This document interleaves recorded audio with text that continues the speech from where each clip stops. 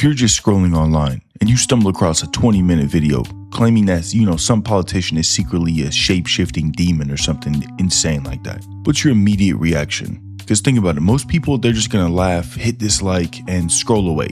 They'll just label that video creator as crazy and just burn the entire bridge of, I guess you would say, knowledge between the two, right? They won't give the video a single chance. But what if that reaction is actually causing you to throw away extremely valuable information, right? What if that bridge should be crossed, metaphorically? What I'm saying is, what if the premise of the video is 100% false, but buried inside that 1.5 minute YouTube short is some single verifiable fact that you didn't know before? Like, what if you could gain information from that, air quote, crazy person?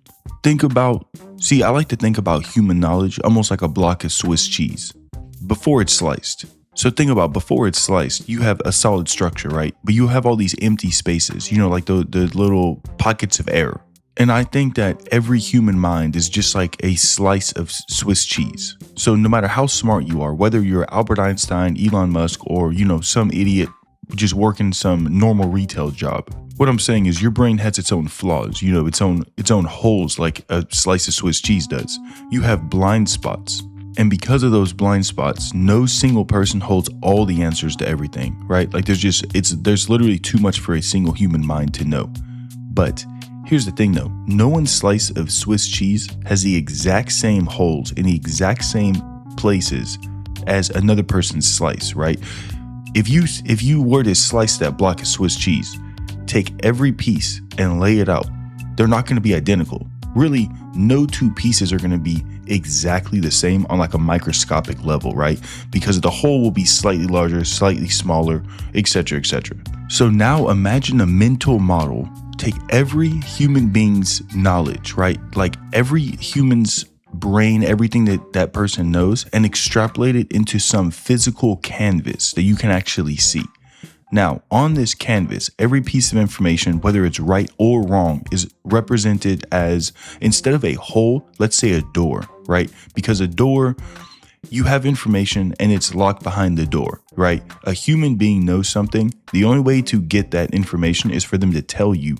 So they have to, we'll say, open the door for that information to come out so you can learn it, right? So if you take one person's canvas, there's going to be, it'll be full of gaps. Now those gaps are going to be, whenever you open up the door, maybe the information's right, maybe the information's wrong. You don't know what's right and wrong. You have to open the door and see what's behind it first. So some doors are just complete total nonsense. And some doors, the lock could be broken for all you know. But this is what I'm trying to get at.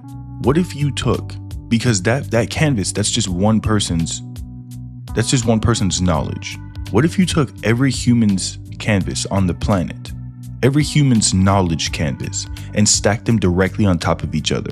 So now the holes in your canvas get covered up by the solid parts in someone else's. Your door that has bad information, if there's going to be another door right behind it or right on top of it, and yours may be wrong. If you open the other person's up though, that's right on top of yours, maybe theirs is correct. So their information, their knowledge would fill your incorrect door because they would teach you that. It would fill that, let's say, void, and then you would now know something you didn't know before. What I'm saying is you would cover up each other's blind spots, right? That's literally why two brains is better than one, or whatever the saying is. So what I'm saying is, if you look at a specific topic like diet, history, or physics or something like that, and you look where all the doors align across millions of people, the blind spots would vanish. All the incorrect information would basically cancel itself out with the correct information, and the universal truths would actually reveal themselves. So this is what I'm trying to get at. Let's say you're taking diet, right? If you were to take every human of all time, we're going to say their knowledge canvas, and stack it on top of one another, and then go to the diet section of the canvas, right? And open up all the doors, you would be able to quickly weed through all the bad information and finally whittle down to only the truth. So this is what I'm saying. Let's say that the first piece of information, we'll say that the first piece of information says eating processed sugar like candy is really healthy for you. You open that door and you're like, oh, well, I just read this piece of information. I have no clue if it's true or not. What's the next door say? The next door happens to be some dietitian or a dietitian is the name. You open that person's door and you have all of their plethora of information talking about how bad processed sugar and candy and sweets and stuff are for you. Well, now it has already self-corrected. Those two doors being stacked, they've already self-corrected. Now you know that first door is useless, worthless information, but because they're perfectly in line, like I said, they cancel each other out. Then you open the third door, the fourth door, the fifth door, and each door, a little bit of information is going to reveal itself to where once you've opened up billions of doors, you would have the completely unfiltered, unedited, or actually fully edited, because it would have edited out all the incorrect information, the fully edited truth, the truth of the universe, the universal truth of diet, right? You wouldn't have to weed through any idiot or some conspiracy about diet on how you really should be eating candy and the government's just trying to control you, and that's why they tell you that red 40 is bad for you.